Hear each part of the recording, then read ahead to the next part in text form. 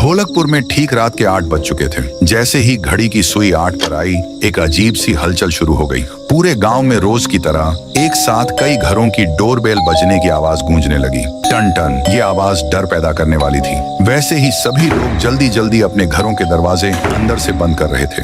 हर इंसान डर के मारे कांप रहा था और उनके चेहरे पर एक गहरी चिंता और घबराहट साफ दिख रही थी। लेकिन बाहर से आने वाली डोरबेल की आवाज बंद नहीं हुई। दरवाजे बंद होने के बावजूद वह भयानक आवाज दीवारों के पार घुसकर सीधे लोगों के कानों में चुभ रही थी। लेकिन गांव में एक आदमी ऐसा भी था।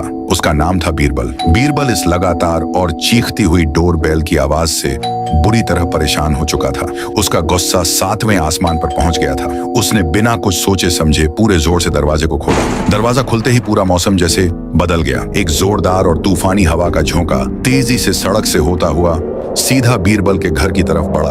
वह तूफानी झोंका उसके शरीर से ऐसे गुजरा कि बीरबल का सिर धड़ से अलग होकर एक तरफ गिर पड़ा। बीरबल दर्द से तड़पते हुए वहीं जमीन पर ढेर हो गया। उनमें से एक घर थुंग थुंग का था, जो बड़े मकान में रहा करता था। उसके पापा टंग टंग ने थुंग थुंग से कहा, बेटा थुंग थुंग, सुन, मैंने घर के सब दरवाजे और खिड़कियां अच्छी तरह से बंद कर दिए हैं। अब तू एक बात दिमाग में बिठा ले, गलती से भी किसी भी हालत में गेट मत खोलना। चुपचाप जा और अपने कमरे में सो जा। टीवी देखते मत बैठना। फिर थुंग थुंग ने कहा, पर पापा मुझे बहुत तेज सुसु लगी है, मैं क्या करूं? अगर मैंने अभी नहीं किया तो यही हो जाएगा। क्या मैं नीचे बाथरूम में जाकर आऊं? मैं बहुत जल्दी वापस आ जाऊंगा। फिर टंग टंग बोले, ठीक है तू जा, लेकिन सुन, तू जल्दी से जाकर फ्रेश हो और मेरी बात ध्यान से सुन, दरवाजा बिल्कुल मत खोलना। थुंग थुंग ने झुंझलाहट में बोला, हाँ पापा नहीं खोलूंगा।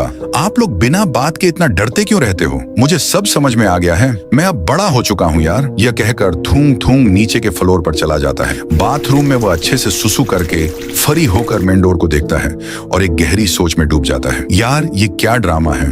हर रात 8 बजे ये बेवजह का खौफ। सब कहते हैं 8 बजे के बाद दरवाजा नहीं खोलना चाहिए।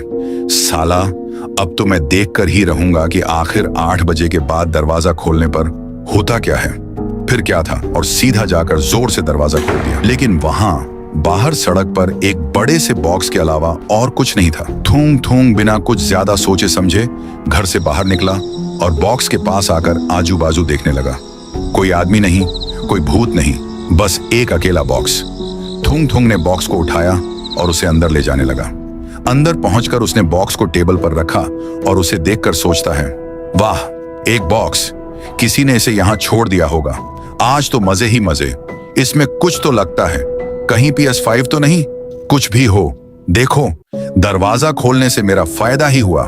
थुंग थुंग ने जैसे ही बॉक्स खोला, फिर वही अदृश्य हवा तेजी से जाकर थुंग थुंग के घर में घुसती है और सीधा थुंग थुंग के बदन से जा लगती है और पलक झपकते ही थुंग थुंग का भी सिर धड़ से अलग हो गया। वह खौफनाक हवा और भी ज्यादा स्पीड से ऊपर की ओर भागी और सीधा टंग टंग और उनकी पत्नी के बदन से जा टकराया और पल भर में उनका भी सिर कट जाता है। ढोलकपुर के एक बड़े मकान में अब केवल मौत का सन्नाटा छा गया था। ढोलकपुर में अब सुबह हो चुकी थी, लेकिन यह सुबह कोई नई उम्मीद नहीं लाई थी। जब एक नया पुलिस ऑफिसर जांच के लिए आया, उसका नाम था राइस्टार। राइस्टार ने पूरे परिवार की लाशों को ध्यान से देखा। राइस्टार के रोंगटे खड़े हो गए। उसने सोचा, 3 मौत, वो भी बॉक्स खोलने से। अगले ही पल दरवाजे के बाहर सारे गांव वाले थुंग थुंग के घर के सामने जमा हो गए। वे सब डरे हुए थे, रो रहे थे और राइस्टार से मदद की गुहार लगा रहे थे।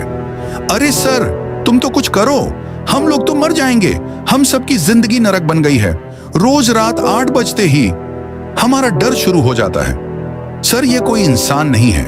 8 बजने के बाद जिसने भी दरवाजा खोला है, उसे एक अदृश्य हवा का झोंका मार देता है।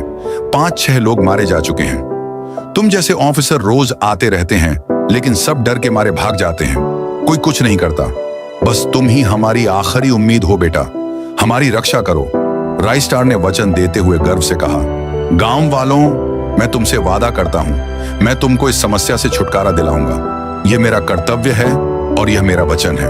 मैं भागने वालों में से नहीं हूं। तुम लोग चिंता मत करो, मैं इस रहस्य को सुलझा कर ही जाऊंगा, चाहे इसके लिए मेरी लाश ही यहां से क्यों ना निकले।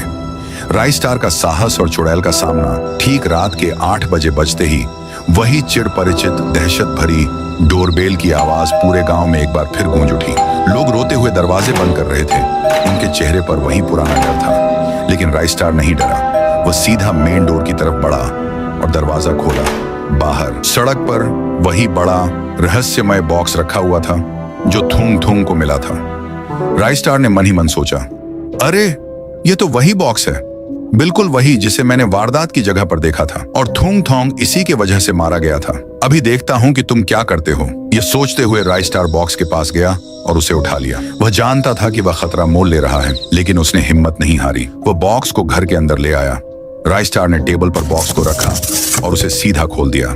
ढक्कन खुलते ही वही अदृश्य जोरदार हवा का झोंका तेजी से घर के अंदर राइस्टार की तरफ बढ़ने लगा। लेकिन इस बार परिणाम अलग था। वो झोंका घर के अंदर घुस नहीं पा रहा था। बार बार कोशिश करने पर भी नहीं घुस सका। अदृश्य हवा का झोंका चारों तरफ से घर में घुसने की बेकार कोशिश कर रहा था। दरवाजे और खिड़कियों पर बार बार टकराने के बाद जैसे ही उसे समझ आ गया कि वह घुस नहीं पाएगा, उस झोंके ने पल भर में अपना रूप बदल लिया, जो कि बेहद डरावनी लग रही थी। चुड़ैल गुस्से और हैरानी से चीखते हुए बोली, अरे ये क्या हो रहा है? मैं इस घर में घुस क्यों नहीं पा रही हूँ? कल तो मैं बिना किसी रुकावट के अंदर गई थी और आज यह अदृश्य दीवार कहाँ से आ गई? मुझे इस पर विश्वास नहीं हो रहा। अब मेरे पास समय नहीं है, मुझे खुद ही अंदर आकर अपना काम खत्म करना होगा। चुड़ैल अपने भयानक रूप में सीधे राइस्टार की ओर बढ़ी, लेकिन जैसे ही उसने दरवाजे की अदृश्य सीमा को पार करने की कोशिश की, उसे किसी चीज ने झटक दिया। असली रूप में आकर भी वह अंदर नहीं घुस पा रही थी और न ही राइस्टार का कुछ बिगाड़ पा रही थी। चुड़ैल ने गुस्से से कहा, अरे ये क्या ड्रामा है? अंदर क्यों नहीं आ रही? चल पहले ये बता, तू कौन है और तेरे पास ऐसी क्या शक्ति है जो मुझे अंदर आने से रोक रही है? राइस्टार बोला, मैं तुझे बता दूं, मैं इंसान ही हूँ, पर मेरे पास ऐसी पावर है कि तुझ क्या, तेरे जैसे 10 और भूतों को भी एक साथ रोक सकता हूँ। तू तो बस एक छोटी मोटी रुकावट है। अब बकवास बंद कर, जल्दी से बता कि तू लोगों को हर रात 8 बजे क्यों मार रही है और ये बच्चों वाला खेल क्यों खेल रही है, वरना मैं इसी वक्त तेरा ये बॉक्स जला दूंगा। मुझे पता है तेरी सारी शारीरिक शक्ति और आत्मा इसी में बंद है। अब बता, जल्दी बोल। चुड़ैल डर गई। उसने कांपती आवाज में कहा, नहीं नहीं, ऐसा मत करना प्लीज, मेरे बॉक्स को हाथ मत लगाना। मैं तुम्हें सब बताती, मैं सब बता दूंगी। दरअसल मेरा नाम करीना है। एक दिन मैं और मेरा छोटा मासूम बच्चा बाजार जा रहे थे। सब कुछ ठीक था, तभी मेरे बच्चे को रास्ते पर पड़ी एक चमकीली गुड़िया दिखी। वह उसे पाने के लिए सीधा उसकी ओर दौड़ने लगा, पर उतने में तेज रफ्तार कार ने उसे जोरदार टक्कर मार दी। मैंने मदद के लिए लोगों से गुहार लगाई, पर किसी ने मेरी नहीं सुनी। एक बाइक वाला निकला, मैंने हाथ जोड़े पर वो भी नहीं रुका। एक जीप वाले से मैंने रोते हुए कहा, मेरे बेटे को अस्पताल पहुँचा दो, पर उसने मुझे झिड़क कर कहा, अबे क्या मैंने यह जीप तेरे बेटे को बचाने के लिए खरीदी है? जाओ जाओ, मैंने तुम जैसे नौटंकीबाज लोग बहुत देखे हैं। हटो यहाँ से, मेरा कीमती वक्त जाया मत करो। और फिर वह तुरंत जीप में बैठकर वहां से भाग गया। मेरे पास कोई रास्ता नहीं बचा था। ऊपर से मेरा बच्चा दर्द के मारे तड़प रहा था। उसके बाद मैं पागलों की तरह इसी गांव में मदद के लिए भागते हुए आई। मैं लोगों के घर के बाहर पहुंची, पर उन्होंने अपना दरवाजा नहीं खोला।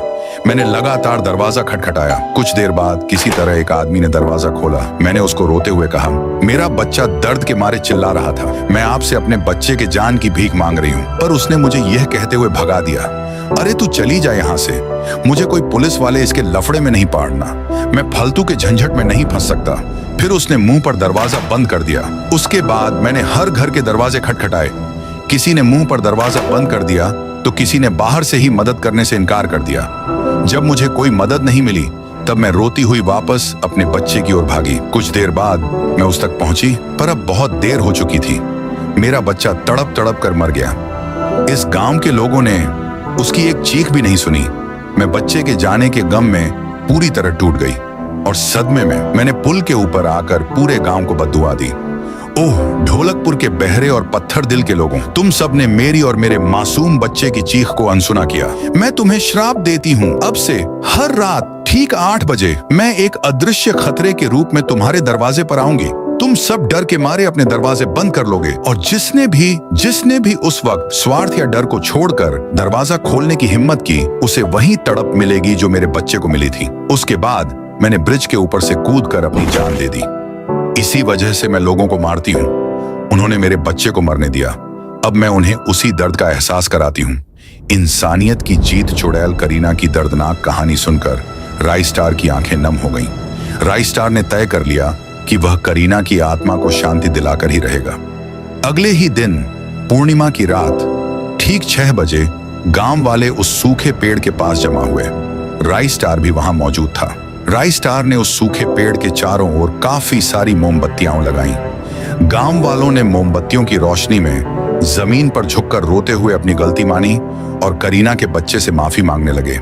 हमें माफ कर दो करीना, हमें माफ कर दो मासूम बच्चे, हमसे बहुत बड़ी गलती हो गई, हम पापी हैं, हमने इंसानियत को मार दिया, हमें शांति दो, हमें माफ कर दो।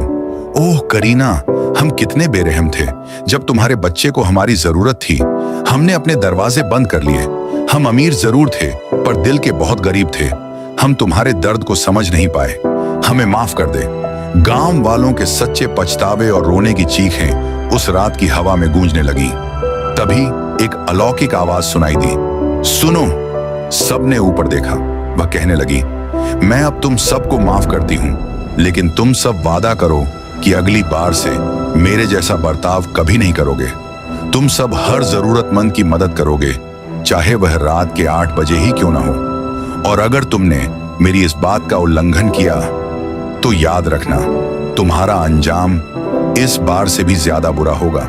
और उस रात के बाद ढोलकपुर में कभी भी 8 बजे के बाद डोरबेल की कोई आवाज सुनाई नहीं दी। लोग खुशी से झूम उठे। उन्होंने राई स्टार का जोरदार नारा लगाया और उसे अपने हीरो का दर्जा दिया। राई स्टार ने ढोलकपुर को केवल एक चुड़ैल से नहीं बचाया, बल्कि उसे इंसानियत का पाठ पढ़ाया। तो अगर आपको राई स्टार का यह साहस और न्याय पसंद आया हो तो एक लाइक और सब्सक्राइब जरूर करना।